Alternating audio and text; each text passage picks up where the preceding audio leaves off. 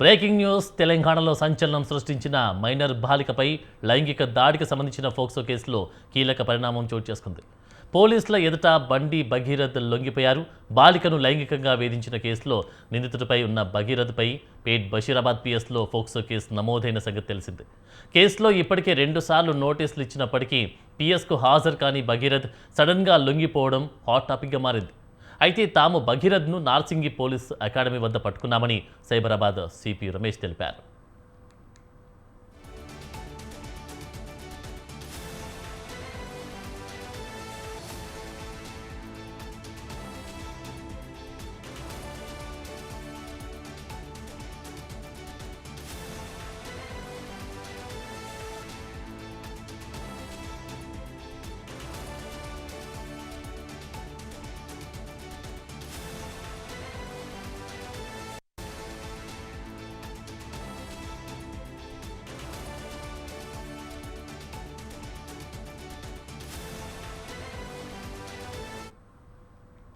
తెలంగాణలో సంచలనం సృష్టించిన మైనర్ బాలికపై లైంగిక దాడికి సంబంధించిన ఫోక్సో కేసులో కీలక పరిణామం చోటు చేసుకుంది. పోలీసుల ఎదుట బండి భగీరథ్ లొంగిపోయారు. బాలికను లైంగికంగా వేధించిన కేసులో నిందితుడిగా ఉన్న భగీరథ్పై పేట్ బషీరాబాద్ పిఎస్లో ఫోక్సో కేసు నమోదైన సంగతి తెలిసింది. ఇక కేసులో ఇప్పటికే 2 సార్లు నోటీసులు ఇచ్చినప్పటికీ పిఎస్కు హాజరు కాని భగీరథ్ సడన్గా లొంగిపోవడం హాట్ టాపిక్గా మారింది. అయితే తాము భగీరథ్ను నార్సింగి పోలీస్ అకాడమీ వద్ద పట్టుకున్నామని సైబరాబాద్ సిపి రమేష్ తెలిపారు. ఇదే అంశానికి సంబంధించి మా ప్రతినిధి లిఖిత తాజా అప్డేట్స్ అందిస్తారు. లిఖిత, ఇప్పటికే బండి భగీరథ్ వ్యవహారానికి సంబంధించి ఉదయం నుండి కూడా బండి భగీరథ్ యొక్క పోలీస్ స్టేషన్ లో కావచ్చు లేదా సైబరాబాద్ సిపి ముందు లొంగిపోతాడు అంటూ వచ్చిన వార్తలకు సంబంధించి కూడా పూర్తి స్థాయిలో ఇన్వెస్టిగేషన్ అనేది కొనసాగుతున్న పరిస్థితి కనిపిస్తుంది. అంతేకాకుండా పలు చోట్ల ఈ యొక్క బండి భగీరథ్ కోసం అయితే వెతుకులాట అనేది కొనసాగింది. అంతేకాకుండా ఇటు కేవలం హైదరాబాద్ నగర వ్యాప్తంగానే కాకుండా ఇటు ఏదైతే కరీంనగర్ అంతేకాకుండా ఢిల్లీలో కూడా అతని గురించి టీమ్స్ గా విడిపోయి మరీ ఈ యొక్క వెతుకులాట అనేది కొనసాగినట్లుగానే తెలుస్తోంది. అయితే ఈ రోజు ఉదయాన్నే అతను లొంగిపోయాడంటూ వచ్చిన వార్తలు కావచ్చు, అనంతరం సాయంత్రం సమయంలోనైతే సిపి వద్దకు వెళ్తున్నాడు అనే వచ్చిన వార్తలు కావచ్చు, అందులో ఏమాత్రం నిజం లేదు. పూర్తి స్థాయిలో అతన్ని ఈ యొక్క నార్సింగి పోలీస్ స్టేషన్ అకాడమీ పరిధిలోనైతే అదుపులోకి తీసుకున్నట్లుగానైతే సైబరాబాద్ సిపి రమేష్ రెడ్డి అయితే చెప్పిన పరిస్థితులు కనిపిస్తున్నాయి. అయితే ఈ కేసుకు సంబంధించి ఇప్పటికే నిన్న జడ్జి వాదోపవాదాలు వినడం అయితే జరిగింది. అయితే ఈ యొక్క బెయిల్ గురించి బండి భగీరథ్ తరపు న్యాయవాది గట్టిగా వాదించిన పరిస్థితులు అయితే నెలకొన్నాయి. పూర్తి స్థాయిలో ఈ యొక్క పోక్సో కేసుకు సంబంధించి కావచ్చు, అంతేకాకుండా ఏదైతే వారి పరిచయం కావచ్చు, ఆ పరిచయం నుండి ఈ కేసు దాకా ఎలా వచ్చింది ఏంటి అనే వివరాలు పూర్తి స్థాయిలో చెప్పినప్పటికీ కూడా జడ్జి ఇరు వర్గాల వాదనలు దాదాపుగా 2 గంటలన్నర వరకు విన్న పరిస్థితులు అయితే నెలకొన్నాయి. అయినప్పటికీ కూడా ఆమె తీర్పును రిజర్వ్ చేసింది. ఇక బెయిల్ విషయం అడిగినప్పుడు ఈ బెయిల్ కు సంబంధించి ఇంకా ఇన్వెస్టిగేషన్ అనేది కొనసాగాలి, బెయిల్ విషయం నేను ఇప్పుడు చెప్పలేను, నా తీర్పు మాత్రం డెఫినెట్ గా నేను నెక్స్ట్ బెంచ్ అప్పుడు మాత్రమే చెప్తానంటూ కూడా వివరించిన పరిస్థితులు అయితే నెలకొన్నాయి. సో దీంతోనైతే పోలీసులు వారి యొక్క సాయశక్తుల ప్రయత్నించి యొక్క బండి భగీరథ్ ని అరెస్ట్ చేసినట్లుగా తెలుస్తోంది. ఇక పైన అతనికి సంబంధించిన వివరాలు మరిన్ని బయటికి వచ్చే అవకాశాలు కూడా ఉన్నట్లుగా తెలుస్తుంది. లిఖిత, మరి నేర నిరూపణ అయితే ఎలాంటి శిక్ష విధించే అవకాశం కనిపిస్తా ఉంది?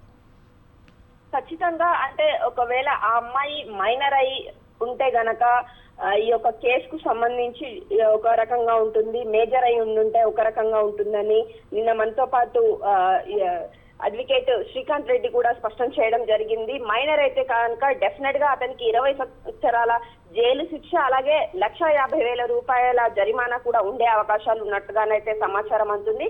ఇక బండి భగీరథ్ వ్యవహారంలో కేవలం ఈ పోక్సో కేసు కాకుండా ఈ ఒక్క అమ్మాయే కాకుండా మరో 3 అమ్మాయిల వ్యవహారంలో కూడా ఇతను ఇదే విధంగా ప్రవర్తించాడు అంటూ కూడా కొన్ని వార్తలు అయితే వినిపిస్తున్నాయి. వాటికి సంబంధించి కూడా ఇన్వెస్టిగేషన్ అనేది కొనసాగే అవకాశాలు అయితే ఉన్నాయి.